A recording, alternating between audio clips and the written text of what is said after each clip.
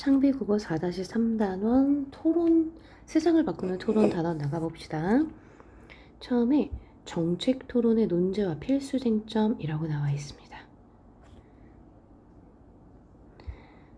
민주주의 사회는 국민이 정치에 참여할 권리를 보장한다. 국민이 정치에 참여할 권리, 참정권이라고 합니다. 기본적으로 선거를 통해 실현되는데 선거는 사회 집단의 대표자나 공직자를 선출해서 대표성을 부여하는 행위입니다. 이때 높은 투표율이 민주주의의 정당성 확보와 깊은 관련이 있다. 그러니까 선거사회의 집단의 사람들이 많이 선거에 참여할수록 그들에 의해서 선출된 공직자의 정당성이 부여가 되겠죠. 선거투표제도에서 투표권 행사를 투표자의 자유의사에 맡기는 자유투표제와 투표권 행사를 국민의 의무로 간주하고 정당한 사유 없이 기권하면 제재를 가하는 의무투표제가 있습니다. 자, 자유의사에 맡긴다. 그 다음에 법적 제재를 가하는 의무투표제 두 가지가 있다. 우리나라는 자유투표제를 채택하고 있는데 최근 치른 선거의 평균 투표율이 50%인 것으로 나타났습니다. 경제협력개발기구 회원국 평균이 70%인 것을 생각하면 그러니까 기준이 되는 조건을 제시하죠. 매우 낮은 수치라고 할 수 있다. 이런 상황이 지속되자 의무투표제를 도입해야 한다는 의견이 제시되었고 자유투표제가 민주주의 원칙에 맞으므로 이를 유지해야 한다는 의견이 대립하고 있다. 자, 그러면 지금 여기에서의 그 필수 쟁점은 뭐냐 하면 투표제를 바꿀 것인지 말 것인지 이게 지금 필수 쟁점이 되겠네요. 의무투표제를 도입하자는 측은 낮은 투표율로 투표 결과의 정당성을 확보하지 못하는 문제가 심각하다라고 주장하고 의무투표제의 강제성과 법적 제재가 투표율을 높이기 때문에 낮아서 발생하는 문제를 해결할 수 있다고 봅니다. 자, 문제가 심각해, 문제의 심각성, 그리고 투표율이 낮아서 발생하는 문제를 해결할 수 있을 거야 해서 투표율을 높일 수 있다라고 보는 거.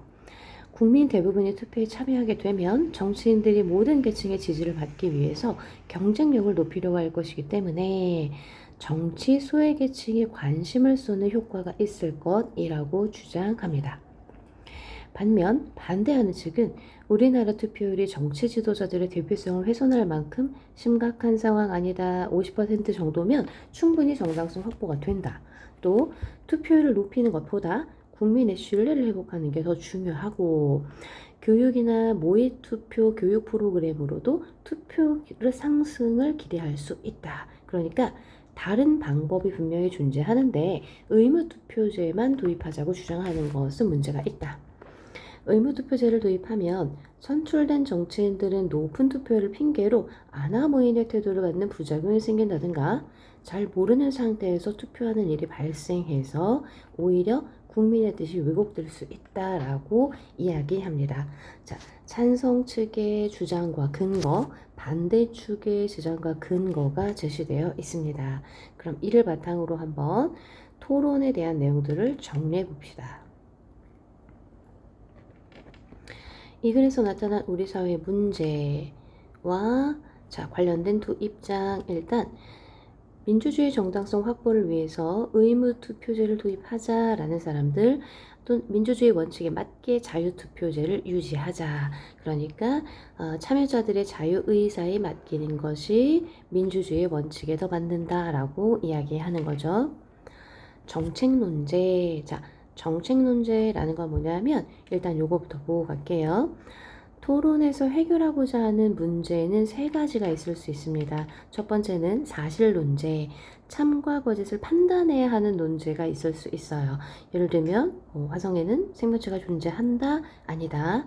가치 논제는 옳고 그름에 대한 판단입니다. 환경 보존이 개발보다 중요하다, 중요하지 않다. 정책 문제는요, 실행 방법이나 문제 해결 방안입니다. 어떤 제도를 실시해야 한다. 그래서 여기는 제도에 초점을 맞추시고, 여기는 가치에 초점을 맞추시고, 여기는 판단에 초점을 맞추시면 됩니다.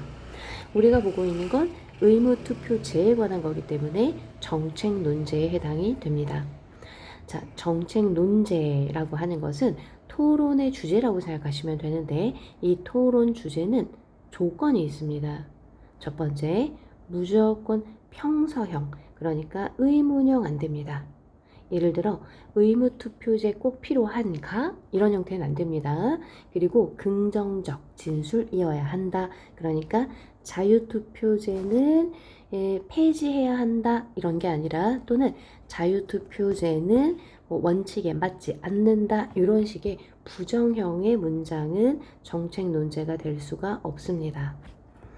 기존 질서의 상태를 변화하려는 요구, 즉 이미 시행되고 있는 것은 의미가 없죠. 자, 바꿔야 한다라고 하는 것들을 담고 있어야 합니다. 또 뚜렷하게 찬성과 반대로 대립할 수 있어야 하고 중립적인 내용을 담고 있어야 합니다. 그래서 우리나라 의무투표제를 도입해야 한다라고 해서 평서형이고 그 다음에 긍정적 진술이며 도입해야 한다, 아니다, 찬반으로 나눌 수 있는 이런 것들을 우리가 정책 논제라고 합니다.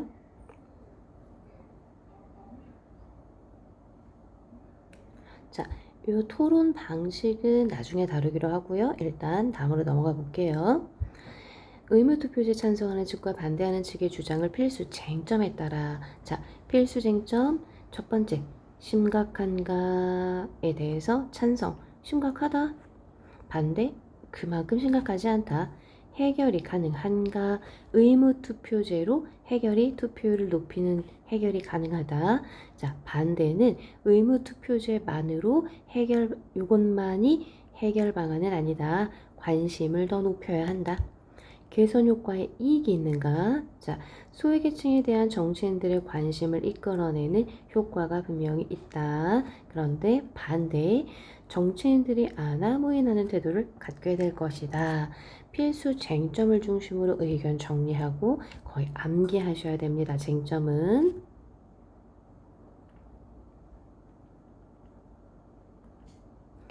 자, 찬성 측의 입론이라고 나옵니다. 자, 입론이 뭐냐면 토론의 순서상 찬성 또는 반대 측에서 자신의 핵심적인 주장, 이러한 이유로 찬성한다라는 주장을 밝히는 단계가 입론입니다.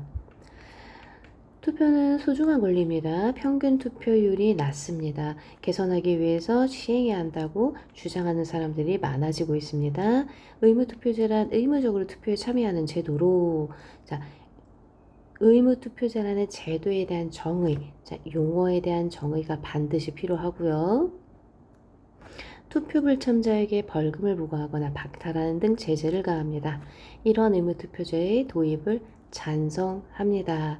이렇게 밝히는 문장이 입론에는 반드시 들어가야 합니다. 첫째, 투표율이 낮아 투표 결과의 정당성을 확보하지 못하기 때문입니다. 그리고 실제로 총선 투표율이 이렇습니다. 라고 자신의 주장을 뒷받침하기 위해 구체적인 수치를 근거로 제시하고 있어요. 유권자 중 10명 중 4명이 권리를 포기한 것이므로 국민의 대표로서 정당성을 얻었다 보기 어렵습니다. 모두의 의견을 반영하지 못하는 심각한 상황입니다. 그래서 문제 상황이 심각하다라고 문제를 심각하게 인식하고 있습니다. 둘째, 현실적으로 증가시킬 수 있는 가장 확실한 제도입니다. 벨기에는 투표를 제도에 도입해서 이렇게 높였고 호주 역시 이렇게 해서 높였고 그래서 1위를 기록했습니다. 자, 다른 나라의 사례를 근거로 제시해서 그 효과에 대해서 뒷받침하고 있죠. 호주에서는 사유 없이 투표하지 않으면 벌금을 부과하고 불이익을 제도화해서 투표를 독려하고 사전투표나 전자투표 등을 확대한다면 불가피한 상황에 처한 사람들도 쉽게 참여할 수 있습니다. 셋째, 국민의 정치적 관심을 높여 객관적이고 공정한 정책으로 대결하는 선거 문화를 만들 수 있습니다. 미국의 정치학자 아런트 레이파르트는 자, 정치학자, 그래서 신뢰할 수 있는 전문가의 의견을 인용해서 주장을 뒷받침하고 있죠. 불평등 참여라는 글에서 의무투표제를 실시하면 소극적이던 저소득층을 투표적으로 유인해서 영향력을 증대하는 효과가 있다라고 이야기했습니다. 그래서 찬성합니다라는 이 입론이 되겠죠.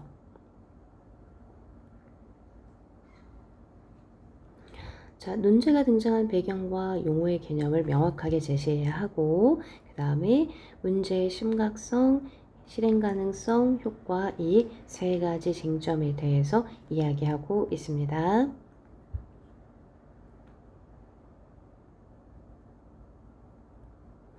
이번에는 반대측 입론을 한번 가봅시다. 반대합니다. 첫째, 투표율이 낮은 것은 민주적 선택에 따른 결과이므로 정당성을 확보하지 못했다고 판단할 수 없습니다. 즉, 문제 상황에 대해서 심각하지 않아요. 그리고 이거 역시도 정당성 확보에 해당합니다. 근거로 공직선거법 제1조에는 이라고 해서 법 조항을 근거로 해서 주장하고 있죠. 국민의 자유로운 의사와 민주적인 절차에 의하여 공정이 이루어지도록 해서 목적을 밝히고 있습니다. 자유로운 의사라고 나와 있죠. 투표권을 포기하는 것 역시 의사 표현 방법이므로 정당성을 문제 삼을 수 없습니다. 둘째, 의무투표제가 아니더라도 투표율을 높일 수 있는 방안이 충분히 있습니다. 시간을 연장한다든가 또는 장애인이나 노약자 투표를 지원한다든가 수용자같이 법적으로 금지된 유권자를 위한 정책을 마련해서 높일 수 있습니다. 처벌보다는 혜택을 주는 방안도 생각해 볼 수 있어요. 반드시 의무투표제여야 할 이유가 없다는 거죠. 세 번째, 정치적 관심을 높여서 객관적이고 공정한 정책으로 대결하는 선거 문화를 만든다고 볼 수 없습니다. 브라질의 정치학자, 자, 여기서 역시 또 다른 전문가의 말을 인용해서 전문가를 인용하면 신뢰성이 높아지죠. 의무투표제 아래에서는 후보의 공약도 모른 채 형식적으로 투표하는 경향이 있어서 자유투표제가 나았다라고 이야기했다라고 합니다. 얻는 효과 역시 불확실하다. 투표로 다시 심각성, 실행성, 효과에 따라서 정리했죠.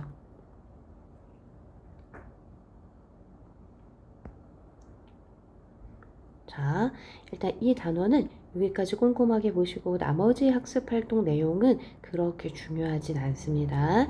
이거는 학교 수업에 따라서 어떻게 진행했는지 그 부분만 확인하시고 여기 163쪽 평가 문제집 이 부분은 학교에서 수업을 했는지 안 했는지에 따라서 중요도가 달라지는데 마찬가지로 근데 만약에 수업을 진행했다 하면 반대 신문식 토론 절차는 암기하셔야 합니다. 이 순서 찬성 측이 입론을 먼저 시작하고 그 다음에 끝내는 것도 찬성 측의 반론으로 끝난다. 이거 기억하세요. 여기 숫자가 바로 진행하는 순서입니다. 왜냐하면 토론은 기본적으로 찬성 측에서 어떤 제안을 한다라고 보고 자신이 제안한 것에 대해 먼저 근거를 제시하는 것이 토론의 전제이기 때문에 그렇습니다.